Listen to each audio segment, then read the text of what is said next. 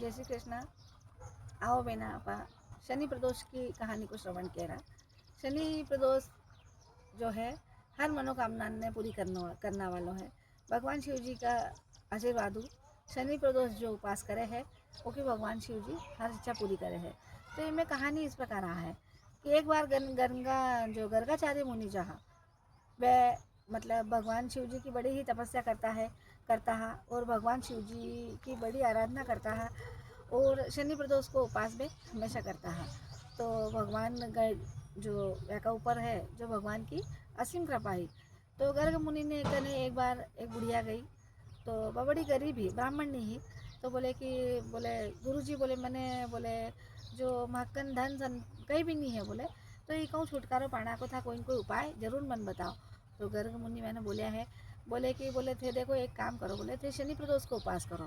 तो जो बुढ़िया थी उनके दो पुत्र हा एक राजपुत्र हा और एक उनका स्वयं को पुत्र हा। तो दो ही बच्चा उनको पालन पोषण करती ही। तो ये दो ही मतलब जो बुढ़िया ही वह गरीब ही। तो एक बार कही हुई कि दो ही पुत्र जो बच्चा है राजपुत्र भी और उनका जो खुद को बच्चों हो श्रुतिव्रत को नाम हो छोटा लड़का को नाम हो श्रुतिव्रत और राजपुत्र को नाम हो धर्मगुप्त। तो ये दो ही बड़ा हुआ तो ये मतलब ऐसे ही घूमना फिरना का हिसाब वो दो ही भाई चल दिया। अब गया है तो थोड़ी दूर गया है अच्छो रमनी के वन तो उठे दो ही का दो ही गया जान लगा आगे जाता है घूमना का हिसाब। तो वो रमनी के वन में गंधर्व कन्या घूमती है। मतलब पहले तो कई हुआ कि भाई जो शुचिव्रत जो था वे गया भगवान भोलेनाथ की आराधना करता करता और अकेला ही बहुत दूर चलेगा तो बैठा वो भगवान शिव जी की आराधना करता है। भगवान शिव जी की आराधना करता करता और भगवान ने हाथ जोड़ा तो मैंने एक सोना को भरे हुए कलश मिलियो। वो सोना को कलश मिलियो तो और भगवान बोलेनाथ की आकाशवाणी हुई कि बोले ये थारा भाग्य को है इन तू लेके जा। तो श्रुतिव्रत उन्हें लेके घरे आया और माँ ने कियो कि बोले माँ बोले देखो बोले आपा बोले भगवान भोलेनाथ को उपास जो करा है बोले शनि प्रदोष को मतलब 12 महीना को उपास करता पर शनि प्रदोष को भगवान बड़ा खुश हुआ। तो बोले कि अपना ने बोले अपने कर्म को फल दियो बोले भगवान कियो है कि बोले यो लोटो ले जा सोना को और बोले तो दो भाई आपस में बांट लीजिए। अबे तो घरे गयो माँ ने वो जो सोना को कलश हो बेशुचि व्रत दिया है। तो माँ देखो माँ के लिए दो ही बच्चा बराबर है।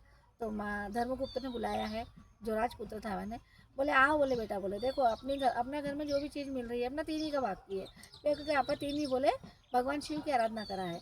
तो बोले यो धन जो है वो दो ही भाई आधा दो बांट लो क्योंकि दो ही भाई अच्छा मतलब बड़ा हुई कहा। तो फिर धर्मगुप्त जी जो था बेकियो है नहीं बोले माँ यो बोले शुचिव्रत का भाग्य को है यो शुचिव्रत ने ही बोले देव मारा भाग्य में अगर हो तो भगवान भोलेनाथ मने भी दे यू के और वे दो ही भाई आराम रहने लगा। अब श्रुतिव्रत और धर्मगुप्त जो हाँ वे दो ही घूमने निकले बोले चलो बोले भैया आपा कटे घूम के आवा। अब घूमने गया तो अच्छो रमणी का बन हो उठे जो गंधर्व कन्या है ही वे गंधर्व कन्या भी घूमने ही जैसे राजा राम जी जब गया वन में जब सीता जी मिले वैसी की वैसी कहानी अटे भी आ रही है। तो जो गंधर्व कन्याओं ने वे घूमने आई तो एकदम वो जो शुचिव्रत था वे देख लिया कि भाई अटे तो बहुत सारी मतलब कन्याओं घूम रही है। तो वे कोई तो यो नहीं रखे बोले भैया बोले अब आगे जाना उचित नहीं है अपना लिए। तो वे जाके मतलब एक जगह पे बैठ गया और भगवान भोलेनाथ की आराधना करने लगा। जो राजकुमार जी हाँ वे देखियो कि बहुत सी गंधर्व कन्याएं बोले अटे बिहार कर रही है। तो वे चलेगा तो वे सब कन्याओं ने घेर लिया। तो मैं अंशुमति नाम की कन्या जो ही गंधर्व कन्या भाई मैंने मतलब मन ही मन पसंद कर लियो। तो भाई बाकी कन्याओं ने कियो कि बोले थे एक काम करो थोड़ी सी दूर बोले जाके बोले वो जो रमणीक मन दूसरो है वन उठे थे जाके बैठो मैं अभी 5 मिनट में हुआ। तो वे जो कन्या हुई गंधर्व कन्या बाकी की वे जाके वो दूसरा रमणीक वन में खेलने लगी। और ये अंशुमति जो है धर्मगुप्त ने देख लियो वो धर्मगुप्त जो था वे भी अंशुमति ने देख के मतलब एक प्रेम को भाव का मन में आयो है। तो दो ही आपस में एक दूसरा निहारता रिया है अपने आप में मैंने जो प्रेम का भाव है वे अपने आप में दो ही मतलब पति पत्नी एक दूसरा ने स्वीकार कर लियो है। तो अंशुमति बोली कि बोले था कौन हो मतलब मैंने पूछो राजकुमार ने बोले था कौन हो बोले था अटकटू आया। तो वे कियो कि बोले मैं तो बोले ब्राह्मण काटे पाली थे बोले मैं विदर्भ देश का जो राजा है नरेश वह को पुत्र हूँ बोले मैं पर बोले मारका ने अभी इस समय कहीं नहीं है बोले मैं बोले गरीब घरे पालित हुए है। तो भी वह कई करे उसका गला की जो मोती की माला थी वह माला निकाल के राजकुमार का गला में डाल दी है। और राजकुमार जी वह माला स्वीकार करी और दो ही अपने आप ने पति पत्नी में मन में ही मान लिया। तो वे क्यों भी राजकुमार जी बोले कि देखो मारका ने कही नहीं है थे मैंने पति का रूप में वर्ण तो कर रहा है। तो बाकी दियो अंशुमति बोले मैंने था कहूँ कहीं नहीं चाहिए बोले मैं था तो बोले था का घर जाओ बोले वापस 3 दिन बाद आपा आटे वापस मिला। तो राजकुमार जी गया है वो घरे गया और माँ ने और श्रुतिव्रत ने धोई ने जो घटना व्यवस्था से हुई है तो सबका बारे में जानकारी दी है। तो बोले श्रुतिव्रत ने लेके फिर तीसरा दिन राजा जी राजकुमार जी जो हाँ वे वापस आया वही वन में। और उन्होंने गंधर्व कन्या जो थी वह का पिताजी ने लेके राज्य मतलब अब अच्छे गंधर्व कन्या ही जो ने बहुत राज्य वैभव सभी हो।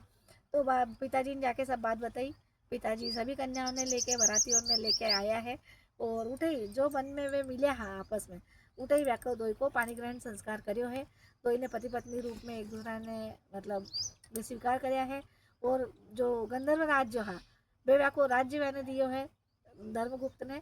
और अंशुमति जो कन्या है उसको कन्यादान उपसाते दे के वाको जितो धन मैंने देता बढ़ियो उतो धन दे के और मैंने विदा कराया है। और बोलिया कि बोले आज बोले ये देश का राजा थे है।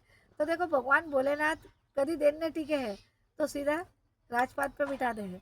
तो भगवान भोलेनाथ की भक्ति तो ऐसी है कि देखो अन्य फिर वे जो श्रुतिव्रत था एक कन्या मैंने भी दी है और एक कन्या यानी धर्मगुप्त ने दी है। दो ही भाई का ब्याह हुआ है। दो ही भाई माँ का ने भगवान लेके गया बहुत अच्छा हुआ को घर संसार चलाए हुए हैं। और अंत में तीनी का तीनी शिवलोक की प्राप्ति करी है। बोलो भगवान भोलेनाथ की